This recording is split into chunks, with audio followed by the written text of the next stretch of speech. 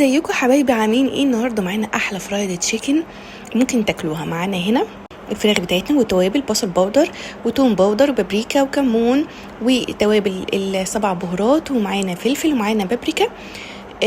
وزي ما انتم شايفين كده بجيب الفراخ بتاعتي او القطعه اللي انا حابه ان انا تبقى فرايد تشيكن معايا، بس انا حبيت هنا تكون الفرخه كامله، وبقطعها التقطيعه المناسبه اللي هي ممكن اقطعها اكتر من كده، وممكن اقطع مثلا القطعه دي على 3 على 4 على حسب انتي حابه ايه.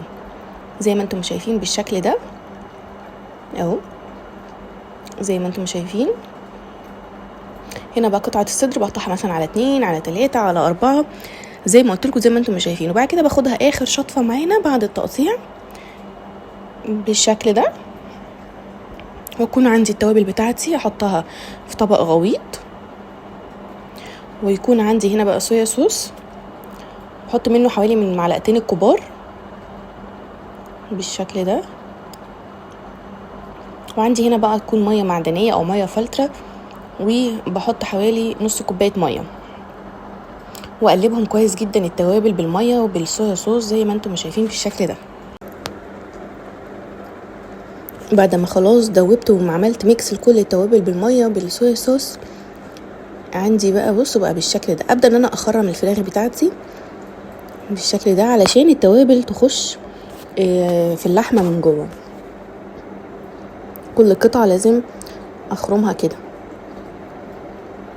او ممكن ان انا اقطعها بالشكل اللي انتوا شايفينه ده، طبعا اللي يريحكم، كل واحد وليه الطريقه بتاعته.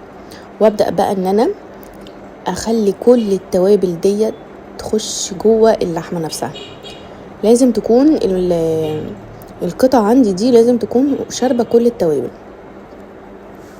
طبعا انا عايزه اقول لكم ان دي كده بنتبلها قبليها بليله، يعني احنا ايه تبلنا النهارده هنقلي بكره بالشكل ده زي ما انتم ما شايفين. بسم الله ما شاء الله اللهم بارك. وهنعمل لها استرتش بتاعها ان احنا نغلفها. وطبعا فرايد تشيكن يعني كول سلو، ده بالنسبه لي برضو، او ممكن تكون ناس كتير بتحب كده. وعندي جزرتين ابشرهم كويس جدا بشره ناعمه بالشكل ده. انا من عشاق الكول سلو يا جماعه، تحفه تحفه تحفه بالشكل ده.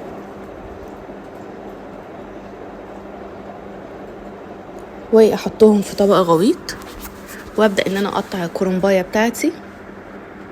دي الكرنبايه اللي بتتباع في السوبر ماركت اللي بتبقى صغيره جدا، مش الكرنبه التانية.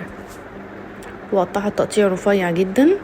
قطعتي وتقطع معاكي تقطيع كبير هنعيد عليه تاني. ابدا ان انا اقطعه شرايح بالشكل ده، شرايح صغيره. وفي الاخر هعيد عليه تاني بالشكل ده. هحس ان هو فيه قطعه كبيره، لا انا هزود التقطيعه بتاعتي كمان بالشكل ده. واحطهم مع الجزرايه اللي انا قطعتها، واكمل باقي. لو حسيت ان الكرنبايه عندي كتير على السلطه ممكن ما اكملهاش عادي، ممكن نحطها في التلاجة، نحطها في الفريزر، ممكن نعمل بيها اي حاجه تاني عادي.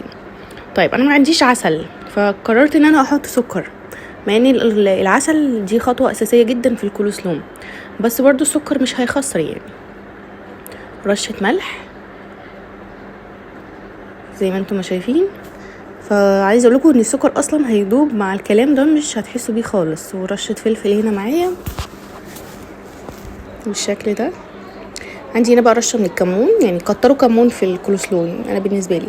طيب هنا كان عندي علبه مايونيز، وحطيت عليها علبه زبادي.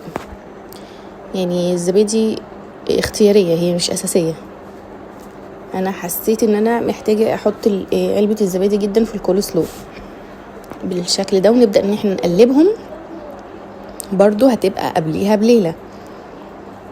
وهنبدا نحطها بقى في طبق ونغطيها علشان ما تكرفش في التلاجة عندنا.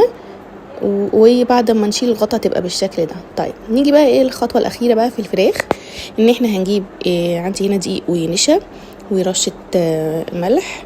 ممكن نحط التوابل تاني نحطها، بس احنا مش عايزين نكتر توابل. بالشكل ده. ندبدب كده ونرجع تاني في المية اللي فيها التوابل ونرجع تاني للدقيق بالشكل اللي انتوا شايفينه ده. ما شاء الله اهي. ونبدأ ان احنا نشيل الدقيق من عليها بالطريقة دي اهي، علشان تدينا القرمشة اللي احنا محتاجينها. هنا بقى كنت قالية طاسة قبلها وكده، ف بالشكل ده كده احنا بنقلي القطع بتاعتنا. شايفين ما شاء الله تحفة يا جماعة، ما شاء الله تبارك الله. شايفين